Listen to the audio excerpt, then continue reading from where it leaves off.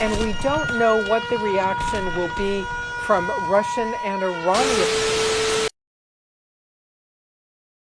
So, if you are a person with functioning eyes and ears, unsettled, fearing about not only your financial security but also your privacy and a general lack of sanity.